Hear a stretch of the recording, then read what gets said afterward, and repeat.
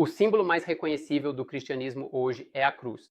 Digo hoje porque, nos primeiros anos, o principal símbolo não era a cruz, e sim um peixe. Mas com o tempo, a cruz se tornou o símbolo. Agora, aqui vai uma pergunta. O que estava escrito acima da cruz? O motivo da execução: Jesus de Nazaré, rei dos judeus. Rei dos judeus. Interessante, não é? Não rei do mundo, não rei dos cristãos, mas rei dos judeus. E isso porque Jesus era judeu. Ele nasceu na Judéia, foi criado na Galiléia. Seus discípulos eram todos judeus. O mundo em que ele viveu, orou e ensinou era judeu. Portanto, se você realmente quer entender Jesus, suas ideias, valores, sua mensagem, as origens do cristianismo, você precisa entender o mundo de onde ele veio, o mundo judeu. Neste vídeo, vou mostrar a você 7 ideias cristãs que provavelmente você não sabia que têm raízes profundas no mundo judaico de Jesus. Mas antes, aqui vai uma pequena amostra de quão judeu Jesus realmente era. Jesus é, na verdade, a primeira pessoa na história registrada a ser chamada de rabino. Interessante, não é? Então, vamos percorrer juntos 7 aspectos da judaicidade de Jesus e começar pelo mais básico, o que eu chamarei de sua identidade total. Aqui está um exemplo. Não tenho certeza se é um ótimo exemplo e talvez meus espectadores americanos não entendam totalmente, mas alguns de vocês vão entender. A maior parte do mundo ocidental cresce assistindo a programas de TV americanos. Desde pequeno você vê esses programas e pensa, ok, essas são séries americanas. E então, um dia, você realmente conhece americanos ou visita os Estados Unidos e percebe que eles são exatamente como nos programas. Não é ficção. O jeito que falam, o humor deles, as casas deles, é real. Agora, a mesma coisa acontece quando você vem para Israel. Você cresceu ouvindo histórias sobre Jesus, Belém, Jerusalém, Nazaré, Cafarnaum, então você vem aqui e percebe que tudo é real. E não estou falando de fé. Talvez você seja católico, judeu, evangélico, ateu, não importa. Quando você vier aqui, você vai ver. Tudo é real e tudo tem significado, até mesmo o nome dele. Porque há 2000 anos ninguém o chamava de Jesus. O nome dele era Yeshu ou Yeshua. Provavelmente os dois eram usados. Esse nome é uma forma abreviada de Yehoshua. Yeho significa Deus e Yeshua significa salvação. Então, o nome dele literalmente significa Deus salva ou o Senhor traz salvação. Assim como muitos outros nomes em hebraico. Jonathan significa Deus deu. Belém, em hebraico, literalmente significa casa do pão. Gólgota significa crânio. Quando você vem a Israel, percebe que nada é por acaso. Tudo, cada nome, cada palavra carrega um significado. Então sabemos que Jesus era judeu e falava com judeus, mas aqui está algo importante. Jesus não era um judeu de 500 anos atrás e nem de 3.000 anos atrás. Ele era um judeu de 2.000 anos atrás.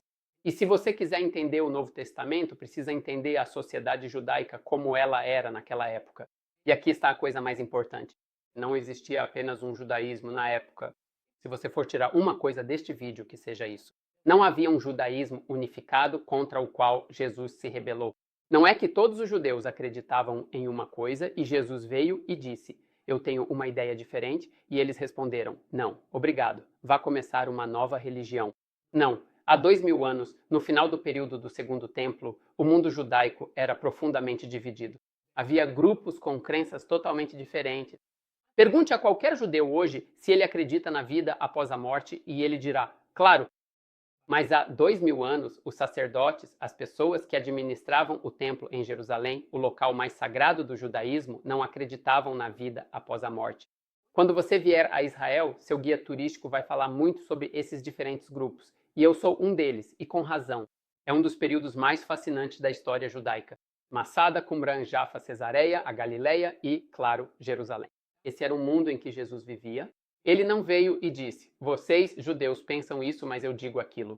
Ele fazia parte de uma conversa interna judaica, um diálogo constante entre grupos como os essênios, os fariseus e os saduceus. Eles não eram filósofos em Torres de Marfim. Eram judeus vivendo sob o jugo romano, numa época em que todos sentiam que o fim do mundo estava chegando e, de certa forma, chegou quando a grande revolta eclodiu e o templo foi destruído. Assim, Jesus ofereceu um caminho dentro desse mesmo mundo judaico, numa era apocalíptica em que muitos judeus propunham diferentes caminhos para a redenção. Aqui está um exemplo concreto: o batismo. Pense na imagem de um bebê sendo batizado. Existe algo mais cristão do que isso? Agora olhe para esta piscina. ela se chama mikvé, um banho ritual. Mulheres judias religiosas se imergem nela uma vez por mês. À primeira vista, parecem rituais totalmente diferentes, mas compartilham as mesmas raízes. 200 anos antes de Jesus, pureza e impureza se tornaram conceitos enormes na vida judaica. A ideia era que certas coisas, tocar um corpo morto, um animal não kosher, mulheres durante o ciclo, ou bem, ficar sozinho consigo mesmo e se divertir, faziam você ficar impuro. E para resolver isso, você não se lavava, você se imergia completamente em água corrente. Há centenas desses banhos rituais encontrados em Israel da época de Jesus.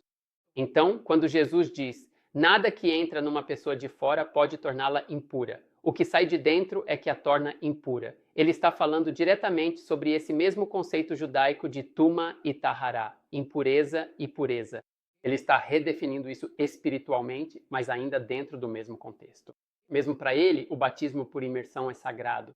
Afinal, ele mesmo foi batizado por Yohanan, João Batista. E é nesse momento que, segundo o Novo Testamento, o Pai, o Filho e o Espírito Santo aparecem juntos e Jesus inicia sua missão.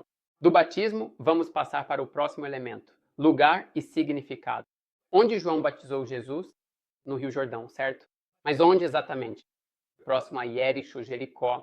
E o que aconteceu perto do Rio Jordão, próximo a Jericó, cerca de 1.200 anos antes? Foi ali que Yeshua bin Nun, Josué, conduziu o povo de Israel à Terra Prometida. Assim, exatamente no mesmo lugar onde Josué conduziu Israel à Terra Prometida física, Jesus, segundo a crença cristã, conduz a humanidade à Terra Prometida espiritual. Nada nesta história é aleatório. Tudo tem um significado. Havia 12 tribos de Israel e Jesus tinha 12 apóstolos. O dia em que os judeus receberam a Torá é o mesmo dia em que os apóstolos falaram em línguas. Agora, o próximo elemento, o local de oração. Jesus nunca orou em uma igreja ou mesquita.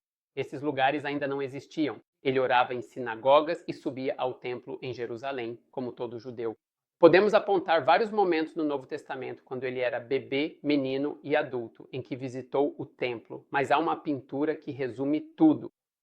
Quando a vi pela primeira vez, fiquei sinceramente chocado.